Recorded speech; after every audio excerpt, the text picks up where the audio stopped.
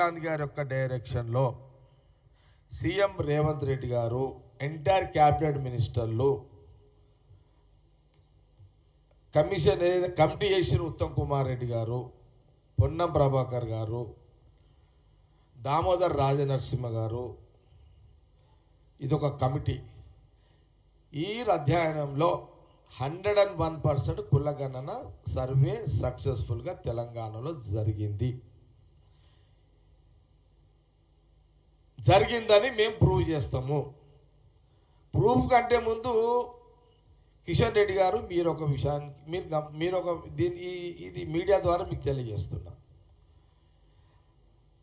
100% జరిగిన దానికి రుజువు ఎవరయ్యా అంటే గవర్నరే. ఎట్లా? గవర్నర్ ఆమోదం చేసింది కదా ఆల్రెడీ. కులగణన తెలంగాణలో అమలైంది పూర్తిగా అని వారు ఆమోదం చేసి కేంద్రాన్ని కూడా పంపించిండు. గవర్నర్ ఎవరు?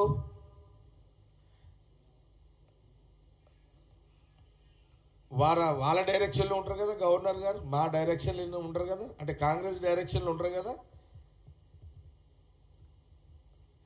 అంటే మీకు గవర్నర్ గారు అంటే గవర్నర్ కూడా మీరు తప్పు చేసిండని మీరు అంటే గవర్నర్ కూడా అనుమానిస్తున్నారా? ఇప్పుడున్న తెలంగాణ గవర్నర్ కూడా కిషన్ రెడ్డి గారు అనుమానిస్తున్నారా? అట్లా అంటే మరి 101% కులగణన survey Congress government, CM Revanth Reddy బృందం, క్యాబినెట్ మినిస్టర్లు అందరూ కూడా సక్సెస్ఫుల్గా కులగణన సర్వే జరిగింది. ప్రాబ్లం ఏంటంటే ఆ సర్వే జరిగిన నెల రోజులు కిషన్ రెడ్డి గారు తెలంగాణలో లేరనుకుంటా. వారు ఢిల్లీలో ఉన్నట్టున్నారు. వారు ఢిల్లీలో ఉన్నట్టున్నారు. ఢిల్లీలో వారు ఆ నెల రోజులు లేకపోవడంతో బహుశా ఇక్కడ కులగణన మీద పూర్తిగా ఆయనకు అవగాహన లేకపోవడం బాధాకరం. బీజేపీ ప్రతిపక్ష పార్టీ అసెంబ్లీలో ఉంది కదా, వాళ్ళ ప్రతిపక్ష మహేశ్వర్ రెడ్డి కూడా ఉన్నాడు కదా, అపోజిషన్ ఫ్లోర్ లీడర్ ఉన్నాడు కదా. అంటే మరి ఫ్లోర్ లీడర్ ఉన్నాడు, వాళ్ళ ఎమ్మెల్యేలు ఉన్నారు. అంటే వాళ్ళ ఎమ్మెల్యేలు, బీజేపీ ఎమ్మెల్యేలు అసెంబ్లీలో తీర్మానం చేసే దాంట్లో ఉన్నారు, వాళ్ళు పాస్ చేసిర్రు. అంటే వాళ్ళు కూడా అసమర్థులనా కిషన్ రెడ్డి గారి యొక్క ఆలోచన? అంటే మీ ఎమ్మెల్యే, మీ బీజేపీ ఎమ్మెల్యే, మీ ఫ్లోర్ లీడర్ మీద, బీజేపీ ఎమ్మెల్యేల మీద కూడా నీకు అనుమానం ఉన్నట్ట ఈ స్టేట్మెంట్ని బట్టి? మరి అసెంబ్లీలో మరి వాళ్ళు ఉన్నారు కదా, ఏకగ్రీవ తీర్మానం కదా జరిగింది. అనుమానం ఉందా ఇల్లేమన్నా? అసెంబ్లీలో బీసీ కులగణన మీద ఏమంటారు, అది ఏకగ్రీవ తీర్మానమే కదా జరిగింది. పార్టీలకు అతీతంగానే జరిగింది కదా. అందరు కాంగ్రెస్ గవర్నమెంట్ పెట్టింది కానీ అందరు యాక్సెప్ట్ చేసిర్రు కదా. చర్చ జరిగింది, యాక్సెప్ట్ చేసిర్రు.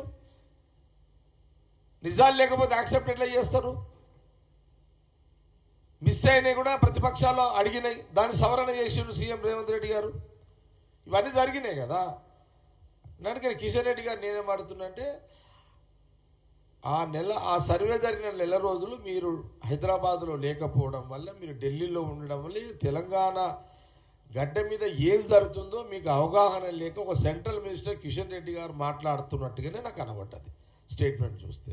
ఇది తెలంగాణ ప్రజలు గమనించండి. కిషన్ రెడ్డి మాటలు నమ్మకండి ప్లీజ్. సీఎం రేవంత్ రెడ్డి గారు కులగణన మీద తెలంగాణలో సర్వే చేసేటప్పుడు ఆ నెల రోజులు కిషన్ రెడ్డి గారు ఢిల్లీలో ఉండడం వల్ల ఆయనకు అవగాహన లేకపోవడంతో కిషన్ రెడ్డి గారు ఈ స్టేట్మెంట్లు ఇస్తున్నారు అని చాలా స్పష్టంగా కనబడుతుంది. తెలంగాణ ప్రజలందరూ కూడా గమనించండి ఇదంతా కూడా. నేను అనుకుంటే కిషన్ రెడ్డి గారికి మొట్టికాయలు పడి ఉంటాయి. ఎందుకు? నువ్వు తెలంగాణలో ఏం చేస్తున్నావని అని ఉంటారు ఎక్కడ సెంట్రల్ బీజేపీ నుంచి. జనరల్ కిషన్ రెడ్డి గారు స్టేట్మెంట్లకు రారు, మీరు చూడండి. నాకు కిషన్ రెడ్డి గారు నాన్ కాంట్రవర్సల్ లీడరు, పెద్దగా రాడు, దూరం ఉంటాడు. కానీ ఎందుకో కంటిన్యూగా ఈ మధ్యలో స్టేట్మెంట్లు ఇస్తున్నాడు కిషన్ రెడ్డి గారు. ఆయన స్టేట్ ప్రెసిడెంట్ కూడా ఉన్నాడు కదా, సెంట్రల్ మినిస్టర్ కాదు, స్టేట్ ప్రెసిడెంట్ కూడా ఉన్నాడు కాబట్టి మీదికించి వాళ్ళు వాళ్ళ ఢిల్లీ పెద్దల ముట్టుకెళ్ళి ఏం జరుగుతున్నది తెలంగాణ బీజేపీలో నువ్వు ఏం చేస్తున్నావు అని ఉంటారు. అన్నిటికంటే మెయిన్ ఏంటంటే అసలు ఇక్కడ ఈ కేంద్ర ప్రభుత్వం తీసుకునే నిర్ణయం టైంలో తెలంగాణలో కాంగ్రెస్ ఉండడాన్ని వాళ్ళు జీర్ణించుకోలేకపోతున్నారు ప్రధానంగా. కాబట్టి కిషన్ రెడ్డి గారు 101% మళ్ళీ పదే చెప్తున్నా, 101% కులగణన తెలంగాణలో జరిగింది. అసెంబ్లీ పాస్ చేసింది, గవర్నర్ గారు ఆమోదం చేసిర్రు, మీ ఎమ్మెల్యేలు కూడా ఆమోదంలో సంతకాలు ఉన్నాయి, బీజేపీ ఎమ్మెల్యేలు కూడా. ఇది కూడా విస్మరించి రాజకీయ విమర్శలు చేయడం మానుకోవాలని కాంగ్రెస్ పార్టీ కిషన్ రెడ్డి గారికి స్పష్టంగా తెలియజేస్తుంది.